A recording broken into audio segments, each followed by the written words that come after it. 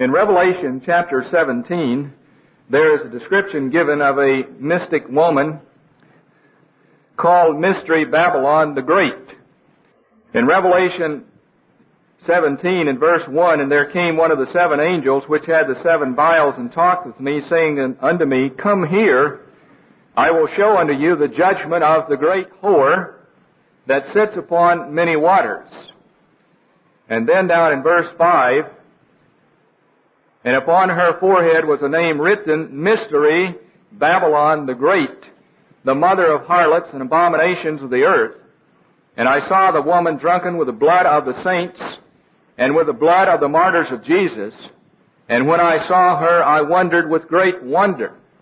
And then over in Revelation 18, the description and account is given of economic Babylon and her great downfall and what is going to happen to her at the end of the age.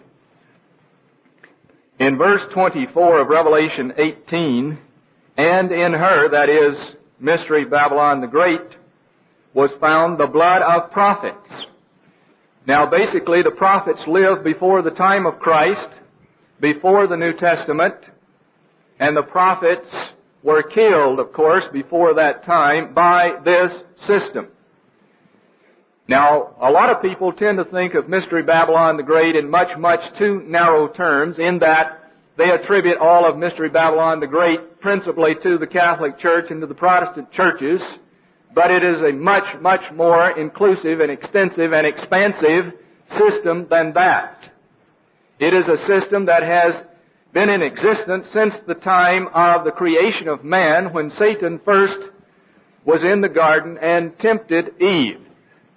And we shall be demonstrating some of that this afternoon, and also showing you how it affects your lives today. And there is not a person here who is not affected by it. I don't care how old or how young you are. You are affected. It is the principal thing that governs this world at the present time. I'm speaking of Mystery Babylon the Great.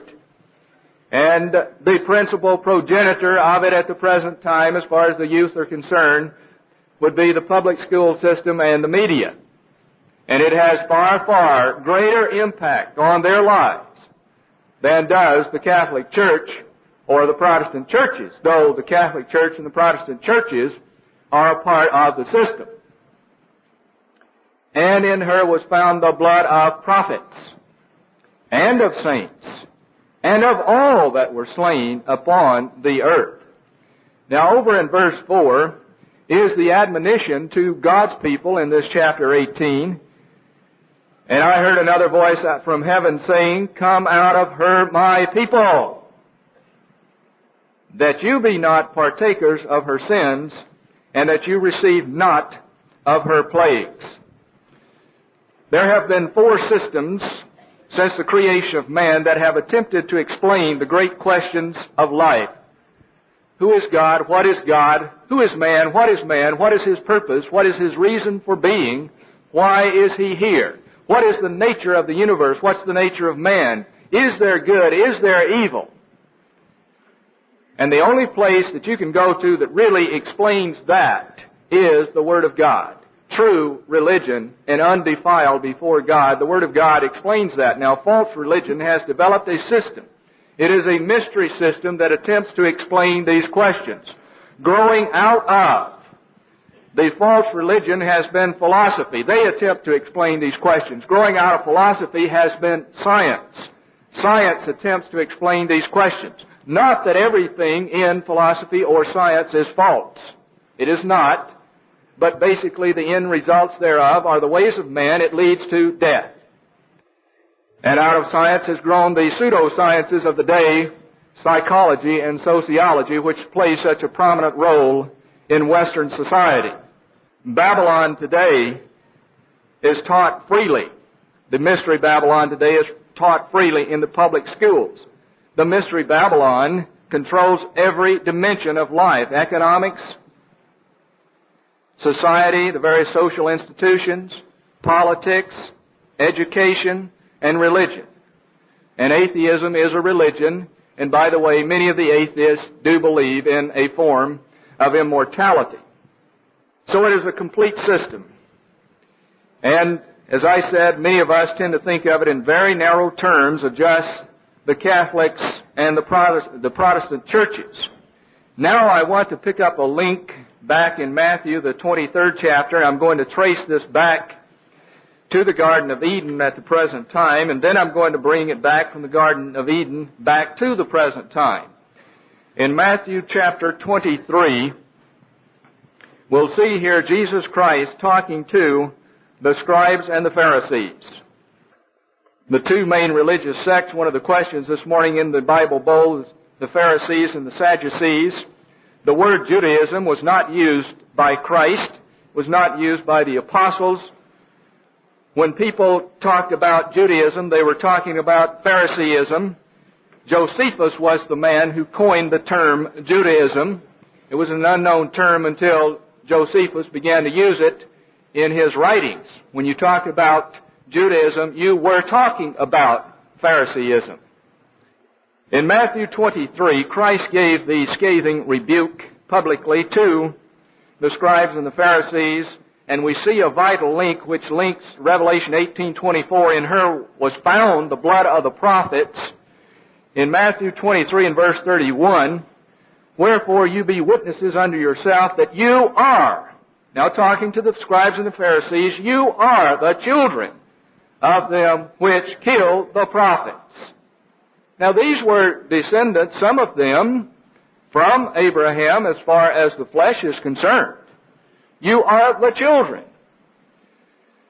Fill you up then the measure of your fathers.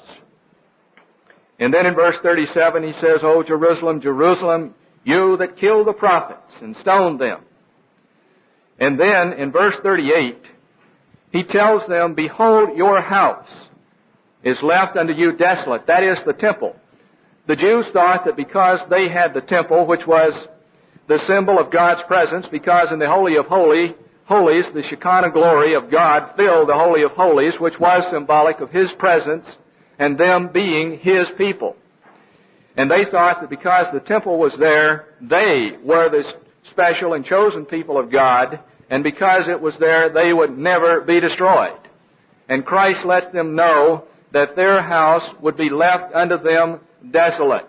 And it is left unto them desolate unto this day. That is, the temple has not been rebuilt. Now here I am going to be reading from the Babylonian Talmud, which is the handbook of Judaism or Phariseeism for the world today, and what they say about this publication. At the end of the first century, speaking of the Talmud, it was to them a substitute for their destroyed temple. It was their stronghold, their entertainment by day and by night. So to the scribes and the Pharisees, these writings, this book, became to them the temple. Christ said, your temple is left unto you desolate. Now if we go back to 1 Kings 18 and verse 17, we will see another link. The fathers, it says here, you are the children of the fathers who killed the prophets. Well, who were the fathers that killed the prophets? Well, we'll see a link here in 1 Kings chapter 18 and verse 17. This is the story about the confrontation that Elijah had with the priest of Baal, and Baalism, of course, was a vital link in the mystery Babylonian system. 1 Kings 18:17, it came to pass when Ahab saw Elijah that Ahab said unto him, are you he that troubles Israel? And he answered, I have not troubled Israel, but you and your father's house, in that you have forsaken the commandments of the Eternal, and you have followed Balaam. Balaam is a plural term for Baal. Now therefore send and gather to me all Israel unto Mount Carmel, and the prophets of Baal 450, then the prophets of Baal being the male part of it, because sex was a vital part of the mystery Babylonian system, and the prophets of the groves representing the female part of it, 400, which eat at Jezebel's table. So you see here the kings of Israel, Ahab, who was a physical descendant from Abraham, Isaac, and Jacob, and later on, of course, the scribes and Pharisees came to sit in Moses' seat. and they became the children of those who had killed the prophets earlier. So Ahab sent unto all the children of Israel, and gathered the prophets together unto Mount Carmel. And Elijah came unto all the people, and said, How long halt you between two opinions? And this shows very clearly that there are only two ways of life. There are only two religions, true religion and false religion. If the eternal be God, then follow him. But if Baal, then follow him. And the people answered him not a word. Now if we turn back a little farther to Judges chapter 3 and verse 5, we see another link in Judges 3 and verse 5. And the children of Israel dwelt among the Canaanites, Hittites, and Amorites, Perizzites, Hivites, and Jebusites. This is Judges 3:5. Israel now had come out of Egypt. Israel had gone into the Promised Land after wandering in the wilderness for 40 years. They had been led into the Promised Land by Joshua. Joshua now had died. There was no immediate successor named for Joshua. So in a sense, you could say the seat of Moses at that particular time had been left vacant, and the people were expected to live by faith, and that God would be their king, He would be their God, and they would be His people. They would live by faith. There is no time that God excuses us. I don't care if there's a person sitting in the seat of Moses or not sitting in the seat of Moses. He still expects us to honor Him as our God and our King. But immediately when Israel was left without one there and expected to live by faith, verse 6, they took their daughters, that is, those Canaanite tribes, to be their wives, and gave their daughters to their sons and served their gods. And the children of Israel did evil in the sight of the Lord, and forgot the Eternal their God, and served Balaam and the groves, the male and female part of Mystery Babylon the Great. Now back to Genesis chapter 11, the beginning link of this right after the flood. In Genesis chapter 11, after the flood had occurred, then Nimrod, the son of Cush, and Cush and Nimrod together built the Tower of Babel, or the Tower of Babylon, that is confusion, in Genesis 11 and verse 9. Therefore is the name of it called Babel, that is Babylon, that is confusion, because the Eternal did there confound the language of all the earth, and from there did the Eternal scatter them abroad upon the face of all the earth. And it is God who sets the bounds and the habitations of the nations.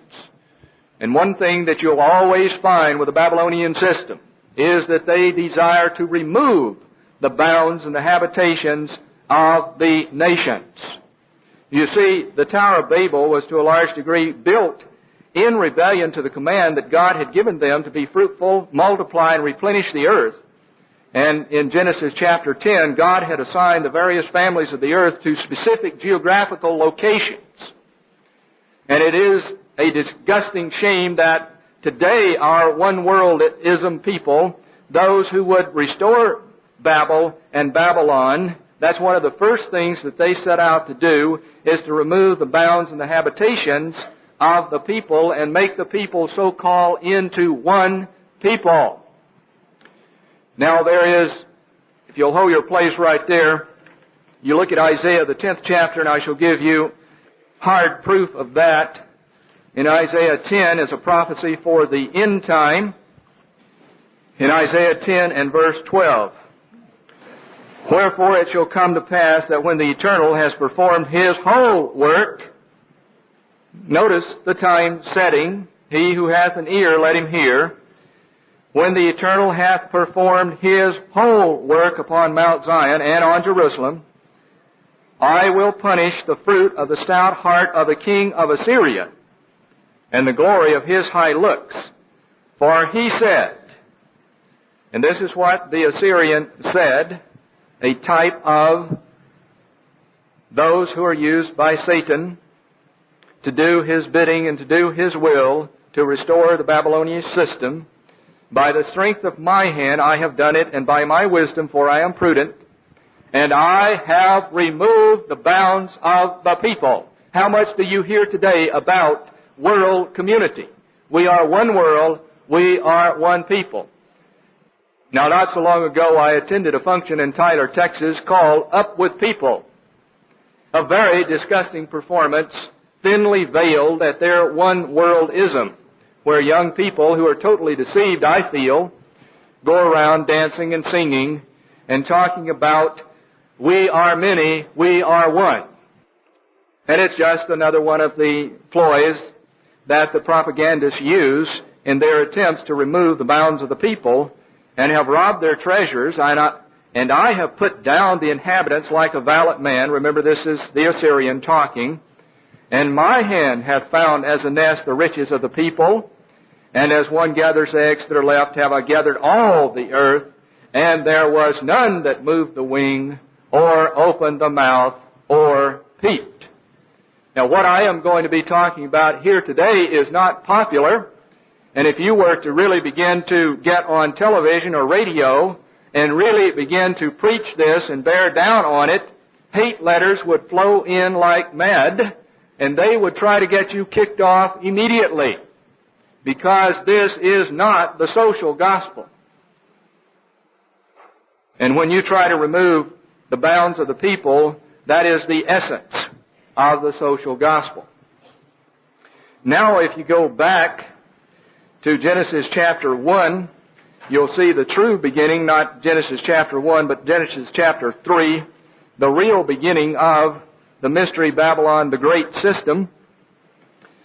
And that first lie that Eve was told by the serpent, verse 4, and the serpent said unto the woman, you shall not surely die. The doctrine of the immortality of the soul is inextricably linked. That is, you cannot disentangle the doctrine of the immortality of the soul from all false religion. Even the atheists believe in a form of immortality, that is, immortality through their offspring. And in order for you to have offspring, you obviously must have sex in today's world. In Mystery Babylon the Great, the people have been taught, basically, that the way to get back to God is through sex. That the serpent taught Eve how to do this, and that the serpent copulated with Eve and bare Cain. We know that's a lie. And that later on, Eve taught Adam the sex act, and then they could have offspring, and then immortality could then be gained through their offspring. And all this takes on various forms and various configurations in different nations and different civilizations around the world from that time to the present. Now, in Genesis chapter 3, in verse 15, where God talked to the woman, He told her that her seed, and that would mean a man would be born who would bruise the head of this serpent, who would render him of none effect. Now, in Genesis chapter 4, in verse 1, Adam knew Eve his wife, not the serpent, and she conceived and bare Cain. Now, we even have some ex-minister in the Church of God who preaches that it was the serpent who copulated with Eve to have Cain. My Bible says that Adam did. That Adam knew Eve, and she conceived and bare Cain, and said, I have gotten a man from the eternal. From whom did Eve say that she had gotten the man? From the eternal. Perhaps Eve thought at this time that Cain was the fulfillment of Genesis 3:15, that Cain would be the Savior, that Cain would be the one who would bruise the serpent's head and would render him of non-effect. Now, the story that is told here about Cain and Abel, they both brought offerings unto God. The offering that Abel brought was accepted. It was an animal offering, and animals, of course, were used in the temple and in the tabernacle first as an offering for sin, that is, through the shedding of blood, symbolic of the shedding of the blood of Jesus Christ for the covering of sin, whereas Cain brought from the fruit of the ground, symbolic of a thank offering and not an offering for sin. Cain had in his mind that he was the Savior of the world, that he was perfect, that really he had not sinned. He did not need an offering. Abel knew differently. He knew what he was. He knew what man was, and he offered an offering in faith, and it was accepted. Verse 6, and the Eternal said unto Cain, why are you mad? And why is your face fallen? If you do well, shall you not be accepted? And if you do not well, sin lies at the door, or an offering for sin lies at the door. You need to wake up, Cain, and realize that you too are a sinner, and that you need an offering that covers your sins, that you're not the Savior of the world. You are a man, you are but dust.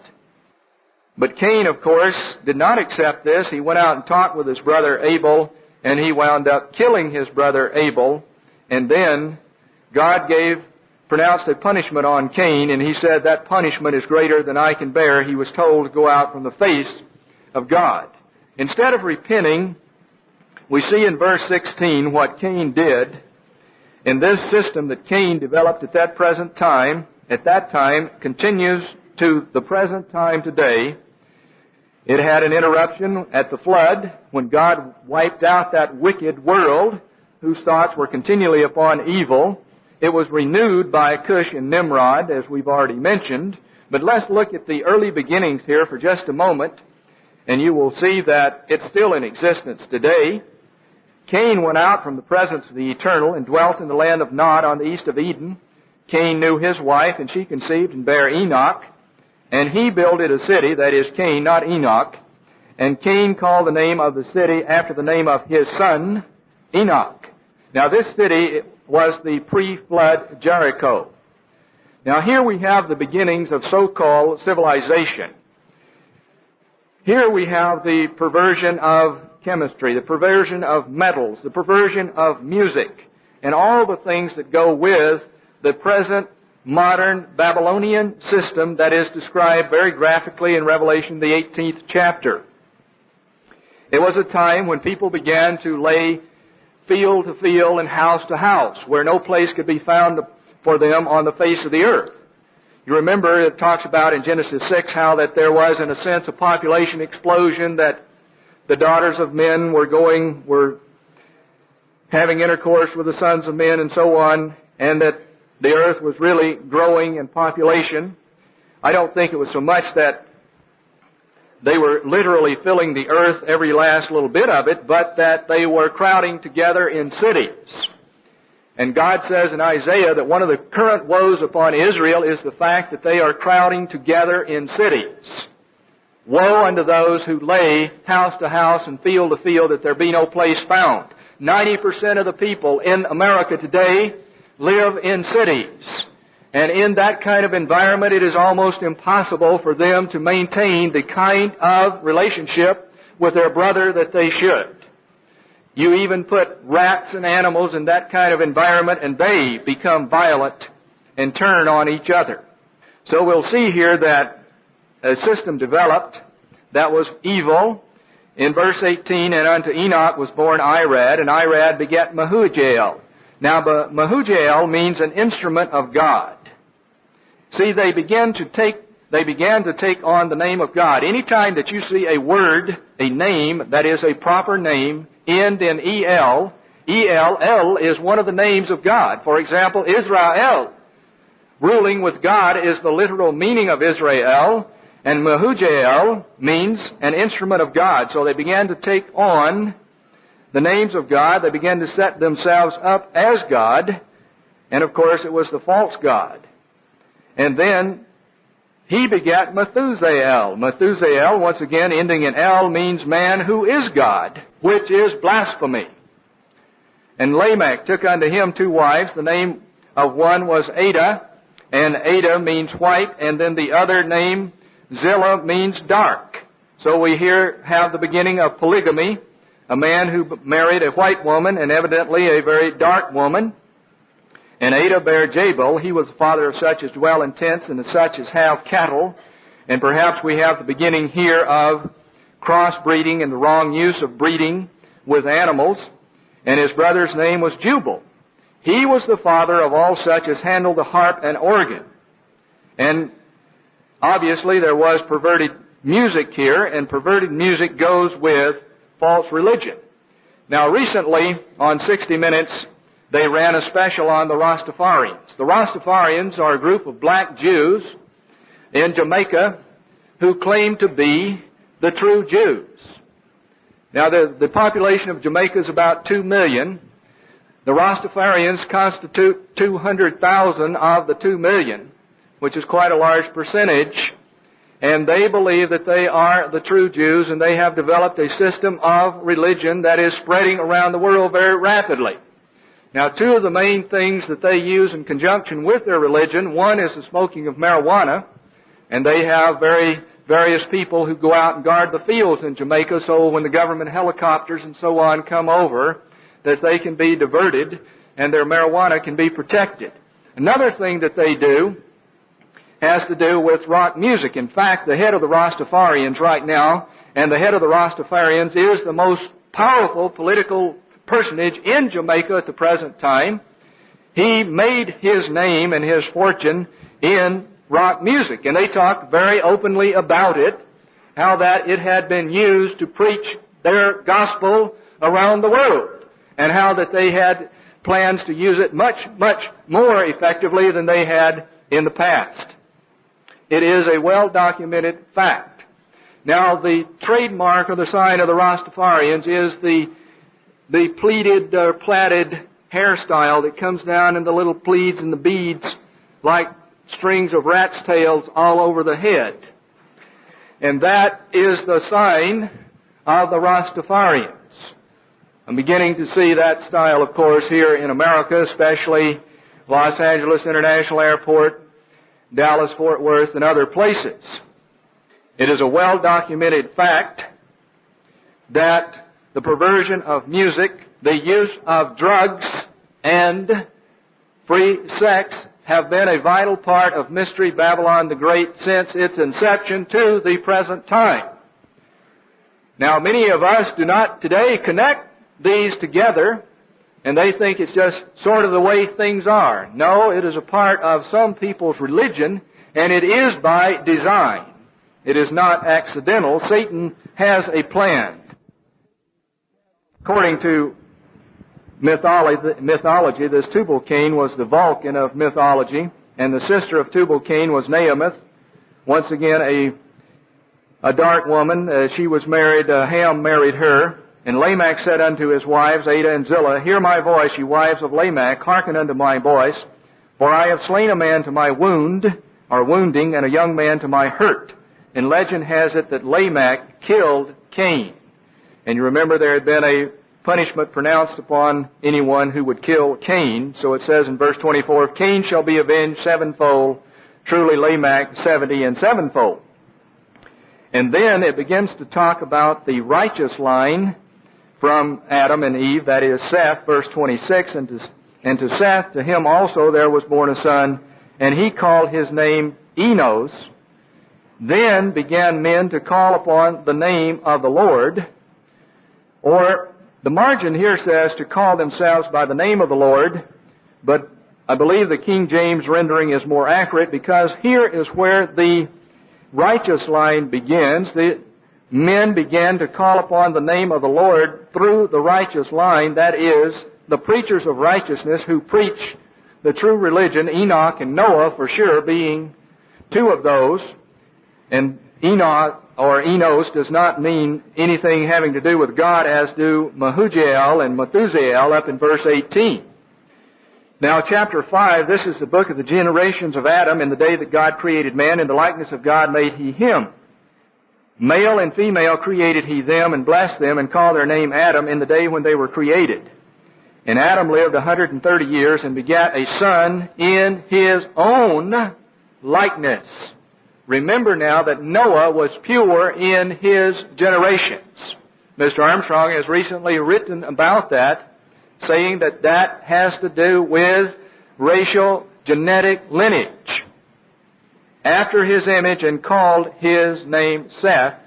And then there are 8 persons, not counting Seth, who are named here. And these people, we know for sure that some of them were preachers of righteousness, as for example, Enoch, as it says there in verse 21, and Enoch lived 60 and 5 years and begat Methuselah, and Enoch walked with God for 300 years and begat sons and daughters. And then the 8th person, verse 29, is Noah. And he called his name Noah, saying, This same shall comfort us concerning our work. What work? The work of God. Because Noah, as you remember, preached for 120 years in the building of the ark, urging the pre-flood world, the line of Cain, this evil world that had sprung up, urging it to repent. And so in that sense, Noah performed a work similar to the Elijah or John the Baptist, just as Mr. Armstrong in this work today is preparing a people for the Lord, which work you're supposed to be a part of, concerning our work and toil of our hands, because of the ground which the Eternal hath cursed. Now let's go to 2 Peter chapter 2, and you'll see something mentioned here about these preachers of righteousness that we just read about in Genesis chapter 5. In 2 Peter, the 2nd chapter, he talks first of all in chapter 4 about the angels that sinned and had cast them down to Tartarus to a condition of restraint to be judged at a later time, as Mr. Armstrong explained the last time that he was here, that we shall judge angels. And then verse 5, and spared not the old world, but saved Noah the eighth. See, he was the eighth from Seth, a preacher of righteousness, bringing in the flood upon the world of the ungodly. So we see right after the creation of Adam and Eve that they went into sin, that the doctrine of the immortality of the soul was developed, also the idea that man could regain immortality through the sex act.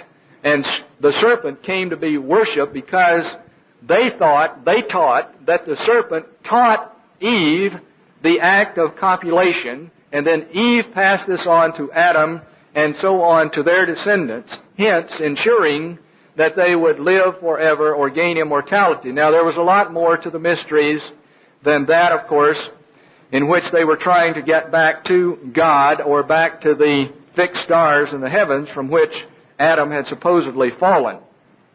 Now let's go back to Genesis chapter 10. In Genesis chapter 10, we see the account of the dividing of the nations.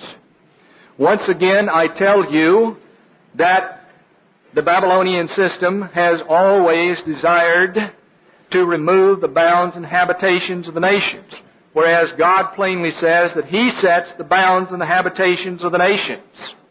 It is a tragedy, it is a shame that in today's world that the various races and the various cultures are not left alone so that they can develop the special qualities that God intended them to develop. And so that together the people would represent unto God what He wanted them to represent, and that He would be pleased by their works and by their actions instead of grieved, as He must be at the present time and as He was before the flood. Now in Genesis 10 we see about the family of Ham. Verse 6, the sons of Ham, Cush, Mizraim, Phut, and Canaan. And the sons of Cush, Seba, Havilah, Sabata, Reumah, Sabaticha, and the sons of Reumah, Sheba, and Dedan. And Cush begat Nimrod. He, Nimrod, began to be a mighty one in the earth. So right after the flood, we have someone setting himself up again, just as Cain had done after he had committed the act that he had done with his brother and killed Abel and thought he was some mighty one or some savior. So right after the flood, here comes the same system back again through Nimrod. He was a mighty hunter before the Eternal, wherefore it is said, even as Nimrod, the mighty hunter before the Eternal. So Nimrod and his followers began to set themselves up ahead of God. Nimrod, you can see here, was the grandson of Ham. He was the son of Cush. And Ham, as you see here, was the second son of Noah. And God had assigned these various sons of Noah, Shem, Ham, and Japheth, various inheritances upon the face of the earth, and wanted them to go live in these particular places. Now in Genesis chapter 11, we see the whole earth was of one language and of one speech. And it came to pass, as they journeyed from the east, that they found a plain in the land of Shinar, which is the ancient name for Babylon, and they dwelt there. And they said one to another, Go to, let us make brick and burn them thoroughly. And they had brick for stone, and slime had they for mortar. And they said, Go to, let us build us a city and a tower, whose top may reach unto heaven. And let us make us a name, lest we be scattered abroad upon the face of the earth. Why? Lest we be scattered abroad upon the face of the earth. Now Nimrod knew if these various peoples had been allowed to go to their bounds and habitations and the inheritances that God had given them, that he would not be able to rule over them. So one of the things that those who must do in order to restore Babylon today is to remove that and to make the world into such a world community that he can have instant communication and control over them. And the principal way that the world is different today than it has ever been before is communication. Never has there been the ability to communicate in such a way as there is today. We can have instant live communication from the hinder side of the earth, from Australia, from Peking, or wherever it might be, instantly via satellite. And in addition to that, we have the doomsday weapons whereby man is able to eradicate himself from the face of the earth. Nimrod was very successful here in organizing world government, and he claimed that he was the promised seed of woman, and he was called by some Zoroaster. Zoroaster literally means the seed of the woman. As prophesied in Genesis 3:15, Nimrod claimed to be that seed. And then Nimrod's doctrines and rituals of worship eventually came to be known as the religion of Babylon, or biblically, Mystery Babylon the Great. And from this place, these various peoples, after God had confounded the languages, a little bit later on, in verse 7, he said, Let's confound their language and let's scatter them. They then took this to the various corners of the earth. They took it to Egypt, to India, to China. And Mystery Babylon the Great has been perpetuated in these various lands and various places. It's took on different forms and different configurations, and the one who became the chief of the religion, or the high priest, was called various things in various places. Now, in order for you to understand the significance of a scripture in Revelation 18 that deals with drugs, you need to understand the background. Nimrod, when he set up this religion, he combined two things together. He combined monotheism, that is, that there is one God, with animism. Now, animism is the doctrine or the philosophy or the teaching that every object in nature contains a spirit essence or a soul. That there's a spirit in it. There would be a spirit in the wood in this desk. There would be a spirit in the rocks that you find out on the road. That there would be a spirit in any element that you want to name. And they prayed to some of these spirits, and then that were thought to be good or beneficial to them, and they tried to appease those that they thought would be harmful to them. So what Nimrod did, he taught that God is all and all is God. In other words, everything has a spirit essence, that is God, and God is in everything, so all is God. God is all and all is God. And God became the creation. In other words, God was the earth that nourished man. God was the water which moistened the earth. God was the air, or the spirit of life. And God was the fire, or the sun, which gave light and heat. And some, of course, eventually worshiped the sun. Thus, creation itself was worshipped as God, or the great universal soul. Now, this is called also pantheism. The word pan, P-A-N, meaning all. Pan, all, the, God. All God is nature, and nature is all God. So, this is the basis of Romans 1:25, where Paul said, they changed the truth of God into a lie and worship and serve the creature more, or the creation more than the Creator, who is blessed forever. Now, stay with what I'm talking about, because this does lead to the basis for the use of drugs in false religion, and is also very current today. It was believed by them then that these four elements, earth, water, air, and fire, made up everything that there was, and that in each one of these things, the earth, the water, the fire, the air, that there were these spirit essences. Now, they couldn't see these spirit essences with the naked eye. They had to have something to help them to see these elementals. Guess what it was that helped them to see these elementals? Drugs. Drugs helped them to see the elementals. Under the influence of drugs, they could have visions and hallucinations. And of course, the high priests were the ones who principally took the drugs, and then they could see these various visions. Back in the 60s, when this man called Bishop Pike helped to lead the hippie revolt in California, and the use of drugs and the acceptance of drugs on college campuses, one of the things that they claimed was that through the use of LSD and various drugs, that one can better get in tune with reality and really see reality as it is. Kaleidoscope, lightnings, flashings, spots, if you were viewing the true essence or the elementals. Now, look at Revelation 18 and verse 23.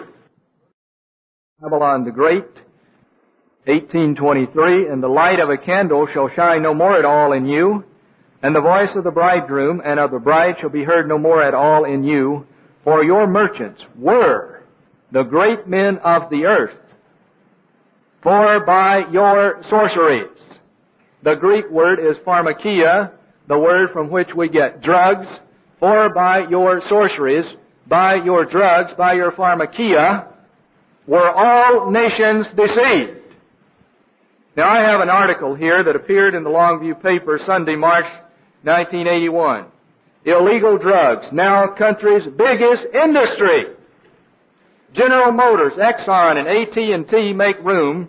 There's an up-and-coming American industry whose annual receipts of $50 to $60 billion now rival this triumvirate of industrial giants. Unfortunately, however, many of its stockholders are broken families, debilitated youth, and criminal offenders. For this burgeoning industry is illegal drug traffic, and it has been called this nation's single most serious social and criminal problem. Promulgated by the Drug Abuse Research and Education Foundation Incorporated of Texas, this information is the basis for Governor William Clement's Texans' War on Drugs Committee, headed by Dallas computer magnate H. Ross Perot. Now, this article, or a series of 10 articles, have now appeared in the Longview paper. This one titled, Marijuana and Your Child, Marijuana Epidemic Among Children. There is an epidemic loose upon Americans' children. Unlike the plague or smallpox or cholera that has wiped out generations in the past, this epidemic maims rather than kills. Individually, it robs a person of awareness and stifles pride. In the family, it magnifies problems that already exist. Nationally, it steals the country's greatest resource, the formative years of its brightest, most imaginative people, its children, the pedestal for the future. Of young Americans, 12 to 17, federal figures show 31%, almost one of three, have used marijuana. There is more than double the figure for, this is more than double the figure for 1972. More significantly, 17% in this age group are current users, up from 7% in 1972. Of young Americans 18 to 25, 68%, more than 2 out of 3 have used marijuana, up from 48% in 1972. Again, more significantly, 40% of this age group are current users. That's 4 out of 10, and of those, 2 out of 3 admit they use the drug 5 or more days a month. Marijuana use is heavier among males, but the difference is rapidly dissolving. The United States Department of Health and Human Services estimates that in the next few years, as many females as males may smoke the drug. Nor does marijuana use exist alone. It frequently goes hand in hand with the use of another widely available drug, alcohol. The combination is dulling the senses of a growing number of young Americans, reaching now to the earliest ages of junior high school, kids just out of grammar school playground, and a few not quite out. Nor is it any longer an urban or suburban phenomenon. In rural areas, 3 out of 10 young adults are current marijuana users. And you can easily obtain marijuana in Big Sandy. Almost any young person on the street could tell you where you could get it. It is very prevalent. It is very evident. For most young people, their first marijuana is not from a pusher or stranger. It's from a so-called friend. Anybody who tries to give you marijuana is not your friend. You can mark that down. It's from a so-called friend, said Trish Brown of East Texas Council on Alcoholism and Drug Abuse. As Director of Education and Training for the United Way funded agency, she has seen the epidemic of drug abuse spread, and she said alcohol and marijuana are major culprits. Though serving a 14-county area, she said the Longview headquartered agency receives the majority of its clients from the Gregg County area. And she goes on talking about how they try to treat the people, and then she says, Mrs. Brown said the survey showed 89% of students in grades 10 through 12 said they drank alcohol, and 79% said they used other drugs, marijuana being major among them. That is right here in East Texas. Now, the thing about this, when you're talking about that kind of money, $50 and $60 billion, do you realize how much money that is? Like it says, more money than Exxon and AT&T and corporations like that, General Motors, have combined. That means that the big banks have to really compete for the big dollars. Drug traffic brings big banks, is the title of this article. Big bankers are proving again they don't care where the money comes from as long as there's plenty of it. They come swarming around like sharks. Lured by a booming economy, fueled by billions of dollars in illegal narcotics profits, mega bankers from around the country and the world are scrambling to establish a foothold in Miami's thriving financial community. At the present time, it is said that there are 3 states in the Union that are thriving economically in the face of great economic peril, inflation, recession, and possibly depression, those 3 states being Florida, Texas, and California. Now, you hear such things as the reason is because people moving to the Sun Belt, it does play a part. You hear that it's because we have energy. That does play a part. But principally, it has to do with drug traffic. At stake in this competition are the huge profits to be reaped by gaining a portion of the approximately $7 billion generated annually in Florida by criminal elements importing tons of Colombian-produced marijuana and cocaine for distribution to pot smokers and coke sniffers. $7 billion a year in Florida alone. It has now surpassed the state's $5.2 billion a year tourist industry. Now, the Florida legislature voted 3 years ago to repeal a law prohibiting foreign banks in the state. The number of overseas institutions in the Miami area rose from 0 in 1977 to 21 at the end of 1980, with at least another 20 scheduled to open their doors early this year. Among the overseas banks that scurried to gain a piece of this action were a number of Western Europe's leading institutions, including the Swiss Credit Bank, Barclays Bank of London, the Union Bank of Switzerland, Lloyds Bank International, and the Standard Chartered Ltd. Bank. And a recent entry from the Far East is the Bank of Tokyo. And among those poised to establish offices are more mega institutions from France, West Germany, Switzerland, and Britain. Among the U.S. banks already scooping up the share of Florida's booming economy via the EDGE Act subsidiaries are Security Pacific Bank of Los Angeles, Morgan Guaranty Trust in New York, Citibank in New York, and Chase Manhattan in New York, and a host of others.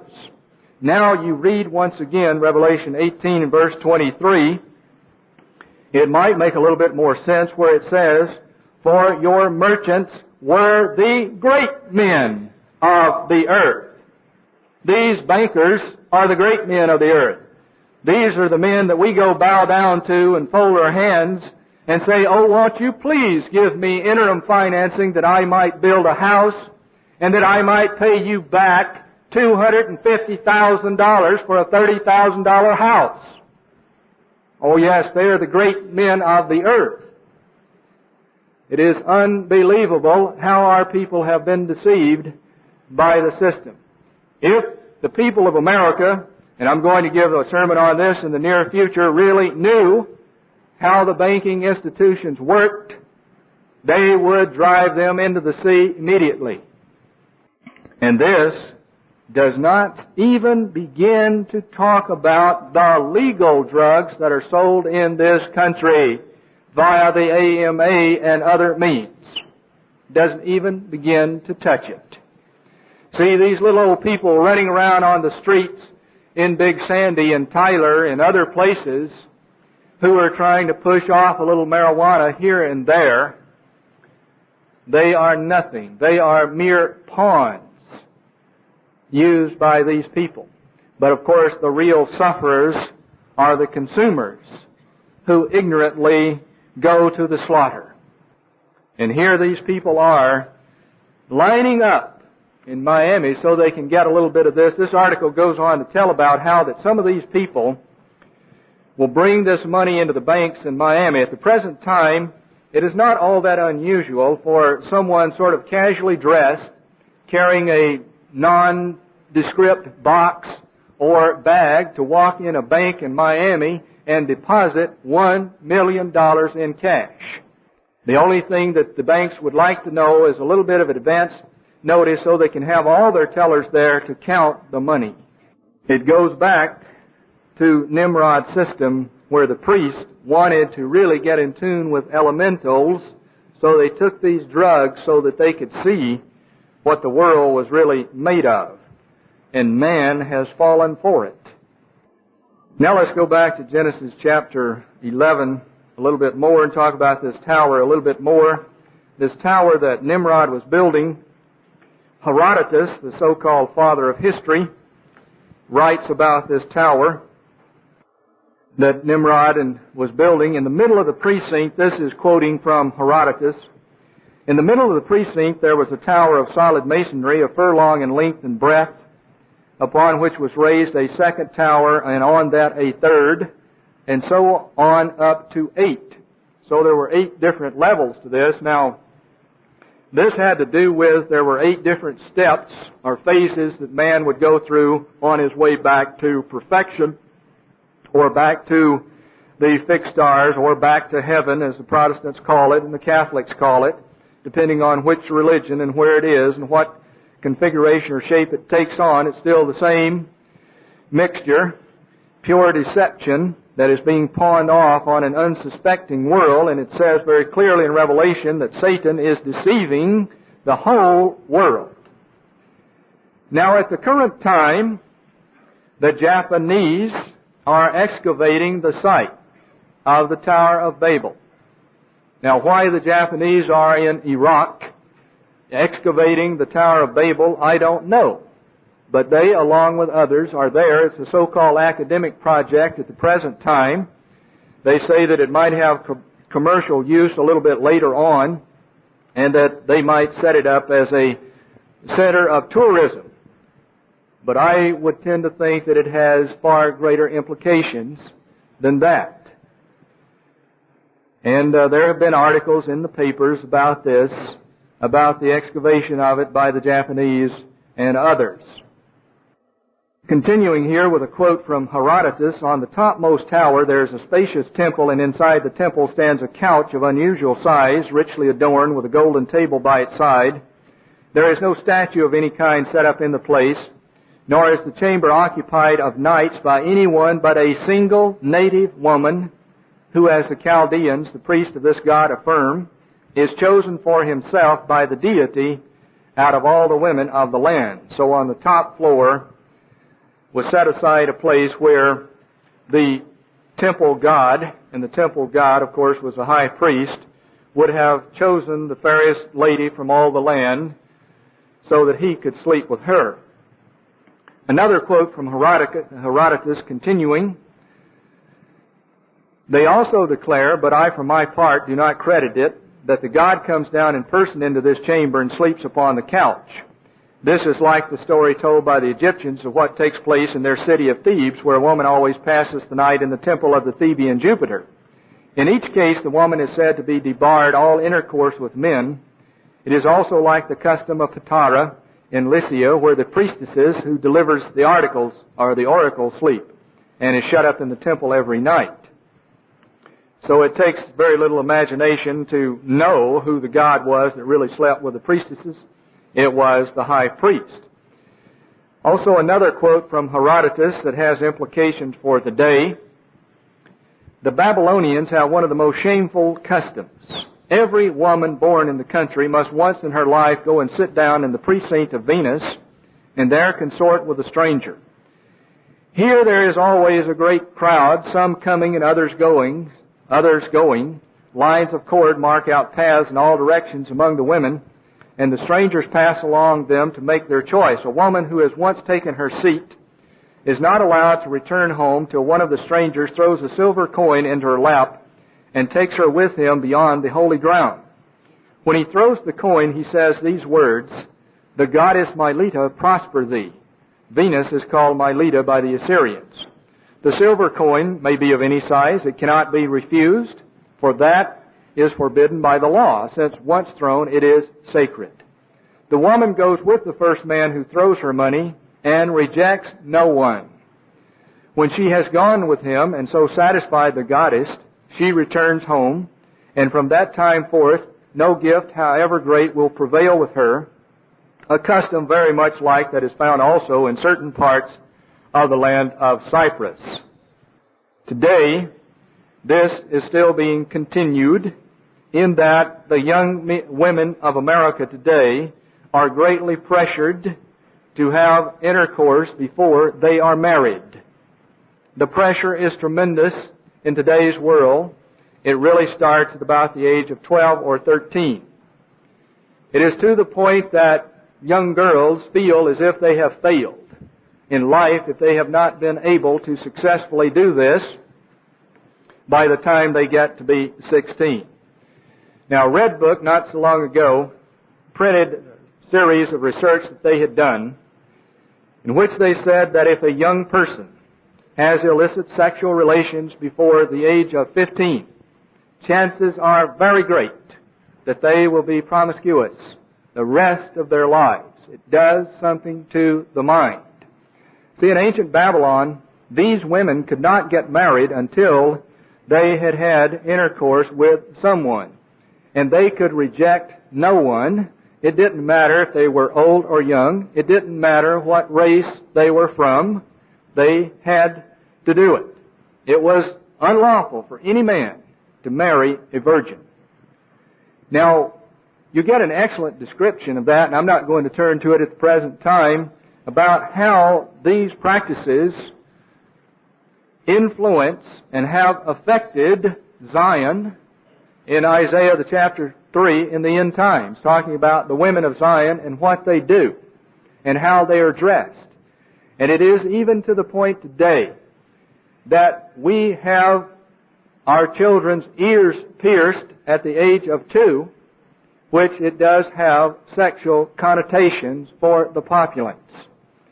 And anything that will so-called enhance sexuality is what is sold, whether it be Toyota automobiles or cleanser or something to clear the sink and unstop the commode. It will increase your sexual life the way it is advertised. In Babylon, each local mystery denomination had their various gods and their various localities. Of course, today in America, you can drive through almost any community, and there you see the steeple and one sitting there on the corner. In addition to that, the part that I've talked about here about what went on in the Tower of Babel and in Babylon in ancient times, there's another aspect that has significance today. Some of the Jews and their proselytes have a religion based upon the Talmud.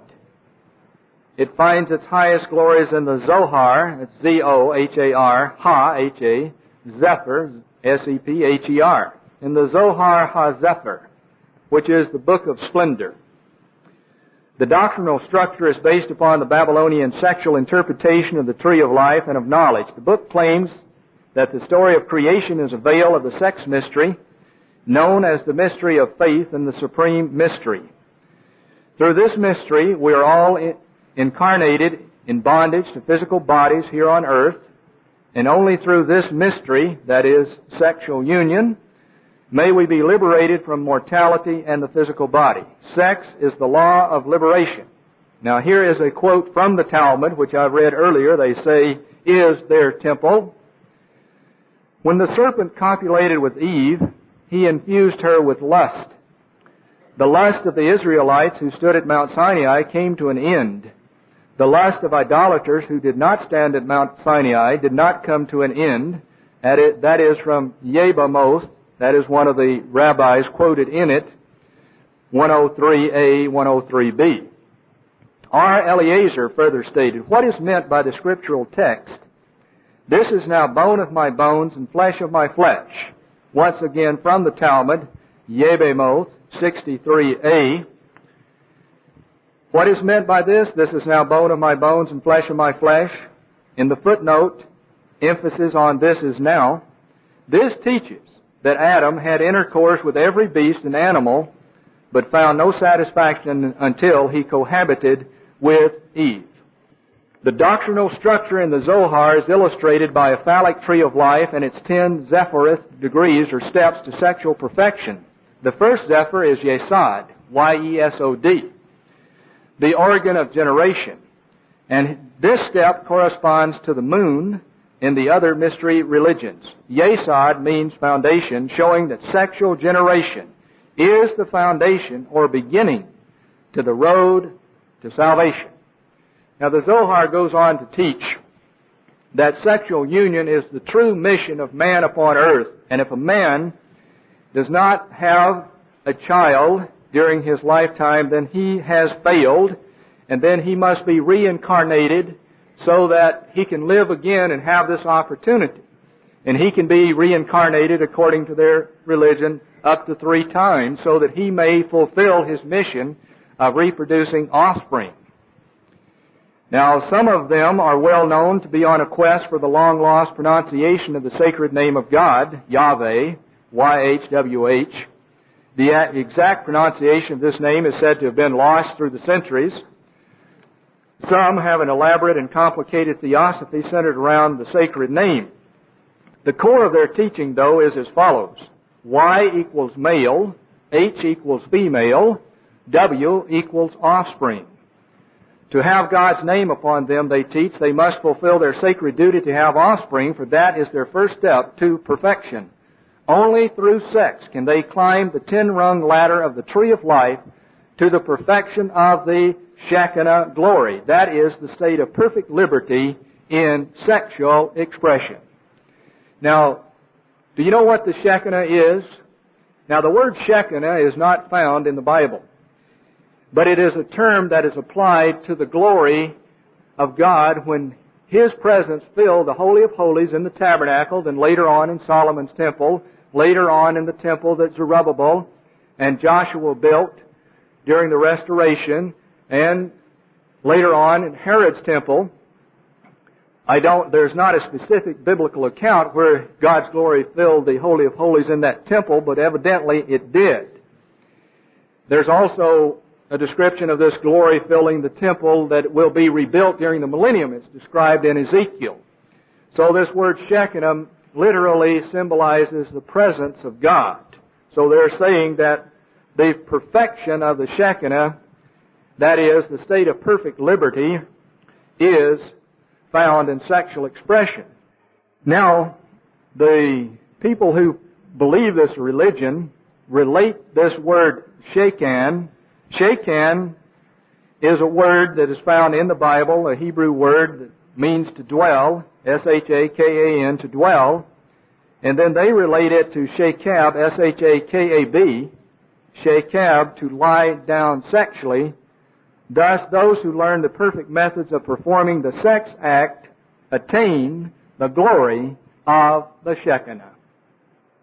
And when you walk in a bookstore today, in most of the malls around the U.S. of A., what's one of the most prominent things? Book after book after book having to do with sex and so-called improving your sex life. The goal of a follower of this system is to regain the Shekinah glory that was lost when Adam was barred from the Garden of Eden, and they think this is the way to do it. In the Zohar, God is spoken of as being the Shekinah, and in order for one to reach perfection and become a God, he must attain this state of sexual glory or ecstasy. The Shekinah is their God. Interpreted sexually, they define God as being the state of liberation that is attained in uninhibited sexual activity. In thought, this simply refers to their goal of eradicating all sexual inhibitions in order to regain the sexual freedom that Adam supposedly enjoyed before the creation of Eve. Do you think it's any accident that we have television programs like Soap, where every kind of sexual variance and aberration that you can think of is graphically portrayed before your children and your family in your living room each week? Do you think that that's an accident? I have the Humanist Manifesto. The Humanist Manifesto on page 18 reads similarly to the following, that it is our belief. Now, the Humanist Manifesto is the Bible of the secular humanists of today, that there should be no laws that prohibit people living together of the same sexes, that there should be no laws that prohibit consenting adults, that there should be sexual freedom declared throughout the land. Now, I have an article here that was recently in, I think, the Longview paper. It's a most interesting article. It might help you to understand why the southern United States has been a great target of the northern newspapers for quite a long time. Well, ever since the Civil War. Because it has been among the descendants of Ephraim and Manasseh where they have gotten the strongest resistance to their social gospel. It has been in the so-called Bible Belt. Sociologists, now this is from a sociologist, Southern ladies not yet extinct. The days of Scarlett O'Hara are long gone, but a Georgia sociologist says traditional Southern ladies are far from extinct. And she believes their endurance is a major reason the Equal Rights Amendment has failed in most Southern states. There are tremendous numbers of Southern women who are not about to change, said Caroline Dillman. People are saying there is no such thing as a Southern lady anymore. She says there are a lot of them. Ms. Dillman, a sociologist at Agnes Scott College in Decatur, a suburb of Atlanta, discussed her research Friday at a regional conference on women at Georgia State University. She said the persistence of what she calls Southern lady women and the underlying culture of the South is a prime source of antipathy to the proposed amendment to the U.S. Constitution, which would prohibit discrimination based on sex. Now, you see the gay writers out marching for so-called sexual rights. And you see the abortionist people out, those who favor abortion, out marching for the right to abort. And you see the ERA women out marching for so-called equal rights. Ms. Dillman says she draws a distinction between those Southern lady women and the Southern belles of Gone with the Wind days. The stereotypic belle of fiction was flighty and self-centered, but Ms. Dillman's Southern lady usually is well-educated, devoted to her community, and especially to her family. The typical Southern lady can trace her heritage for generations. That is, back to England and Ireland and Scotland and Germany and East and Western Europe there. The typical Southern lady can trace her heritage for generations. She married young, had children quickly. She has strong family and religious ties. Her family is her career. Governed by these characteristics, the Southern lady finds the ERA and other feminist issues foreign to her, Ms. Dillman said in an interview. People say, why doesn't the ERA pass in the South? But nobody looks at it from the proper perspective, she said. There are tremendous numbers of Southern women who believe the Bible says women should be subservient to their husbands, she said. When you've got all those women down there demonstrating at the legislature, when you've got all those women down there demonstrating at the legislature, the ERA, doesn't have a prayer. So you can see that there is and still is great resistance to this in some parts of the country. Do you think it is an accident that the television producers came up with a show, All in the Family, where one who would oppose the many practices that the social gospel teaches and preaches is made to look like a buffoon? And of course, the people who oppose it intelligently, as this woman was talking about here, are bypassed. They try to make it all or nothing. You're either an illiterate redneck Archie Bunker, or else you are strictly been brainwashed by the social gospel. No. So when you see people like Betty Friedan and Gloria Steinem advocating the liberated sexuality taught in the Zohar, they are doing what the Pharisees did. Christ said, woe unto you, scribes and Pharisees, hypocrites, for you compass sea and land to make one proselyte, and when he is made, you make him twofold more the child of hell than yourselves. Every day I get a stack of literature about this high concerning some movement in this country, from the ultra-right to the ultra-left, and a lot of it, I don't know how in the world your name gets on these mailing lists. I am solicited to support gay rights, abortion, you name it. And they will go to no end to try to get support. In addition to that, I would say the two most widely read people in America for the past 20 years have been Ann Landers and Abigail Van Buren. Ann Landers and Abigail Van Buren are sisters. They are Jewish sisters. Of course, they are married at the present time, and they write these columns. This appeared in the Arizona Republic, January the 31st, 1978.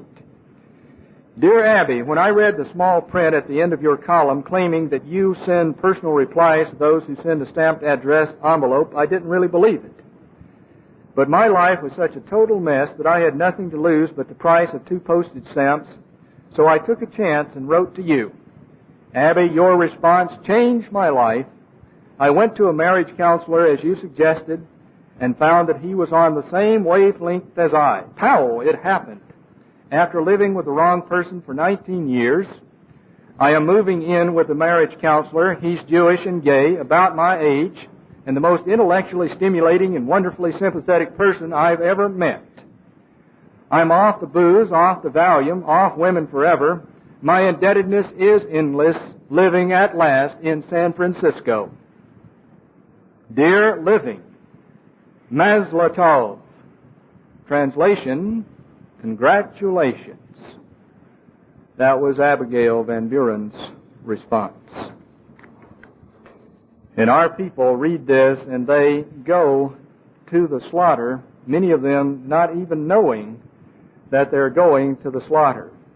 The education that we are currently enmeshed in traces its roots back to the Greeks and back to so-called Greek philosophy, and the basis of Greek philosophy is merely another form of the mystery Babylonian system. In ancient Greece, only the so-called free men could be educated. It was education for the free man. So Plato, Aristotle, and the various Greek philosophers that came on would meet in the city square, and they would talk about the great questions of life, and they would be initiated in the mysteries of life. Now, Where I went to college, one of the times I went to college, over the administration door it said, "The state hath decreed that only educated men shall be free." That was what was taught by the Greeks. But God hath decreed that only free men, or only the educated man, are free, or is free. In other words, you shall know the truth, and the truth shall make you free. And that's what Christ plainly said. And to the degree that you know the truth of God, you can be liberated from the doctrines, the superstitions, the ignorance of man that has been foisted off on a deceived world since the creation of Adam and Eve, and since Cain went out and builded himself a city. And since the time that Nimrod then perpetuated this after the flood, and then down on through the ages to the present time. Many of the practices that you read about and take for granted, and many of the things that are foisted off on Americans today, go back to this system. And God has asked us, He has told us, "Come out of her, you my people, that you might not be partakers of her plagues." So it is time that we, the people of God, really would begin to wake up, that we would become as concerned about our children's minds as we are about their bellies.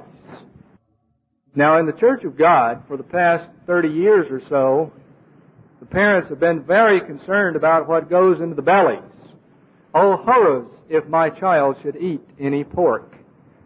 And then the white sugar craze and rage, and the various things that have gone along with it concerning what you put in your belly. Not to say that it's not important, but oh, that we would become as concerned about what goes into the minds of our children as we are about what goes in their belly.